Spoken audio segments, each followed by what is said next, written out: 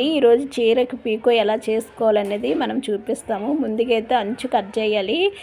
చిన్న అంచు కట్ చేసాక ఒక పోగు అయితే తీసి లాగుతూ ఉండాలన్నమాట. అలా లాగితే మనకి ఒక లైన్ అయితే దాని మీద పడుతుంది. ఆ లైన్ బట్టి మనం కట్ చేసుకుంటే మనకి స్ట్రైట్ లైన్ అయితే వస్తుంది. కొందరు కొత్తవారు తెలియక ఏం చేస్తారంటే వాటిపై ఇచ్చిన చెక్స్ని బట్టి ఫ్లవర్స్ని బట్టి కట్ చేస్తుంటారు. అది సమానంగా ఉందేమో అనుకుంటాం, కానీ అది మన సమానంగా ఉండదు. లైన్ అయితే స్ట్రైట్గా పడదు.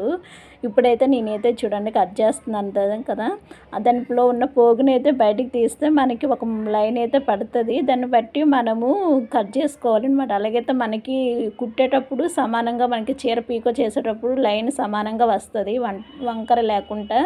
చూడు నేను ఇక్కడ తీస్తున్నాను కదా, తీసి దానిపైన ఒక లైన్ అయితే పడుతుంది. ఆ లైన్ బట్టి మనం కట్ చేసుకోవాలి.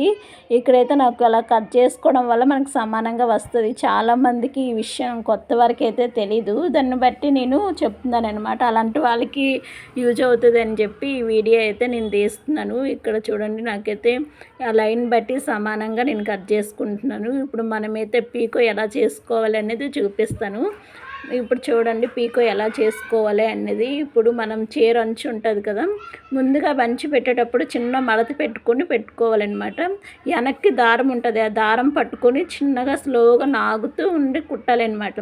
ముందు మిషన్తో మనం కుట్టకూడదు. ముందులో అలా చేతులతో 2-3 కుట్లు వేసుకుంటూ దానిపైన అలాగా దారం వెనక నాగుతూ స్లోగా పట్టుకుంటూ ఒక చేయితో మడత పెట్టు అలా ఉంటుంటే మనకి టిచ్చింగ్ వస్తుంది. తర్వాత నుండి అలా మంచిగా పడుతుంది అనమాట.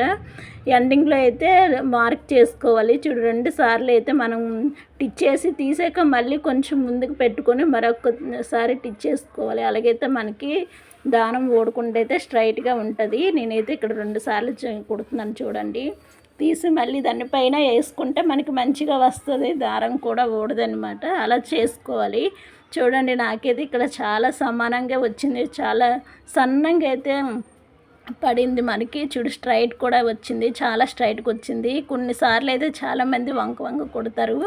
ఇక్కడ మనం పాలకి వేసేటప్పుడు ముందులో అయితే 1 ఇంచు పెట్టుకోవాలన్నమాట. పెట్టుకొని తర్వాత జానడి ఇంచు పెట్టుకొని తర్వాత 4 ఫింగర్స్ లైన్లో గ్యాప్ ఉంచుకొని మనం కుట్టుకోవాలి. ఇక్కడ నేను వీడియోలో చూపించినట్లుగైతే పాలకు కూడా రైట్ సైడ్ రాంగ్ సైడ్ ఉంటుంది. దాన్ని బట్టి మనం పెట్టుకొని కుట్టుకోవాలి.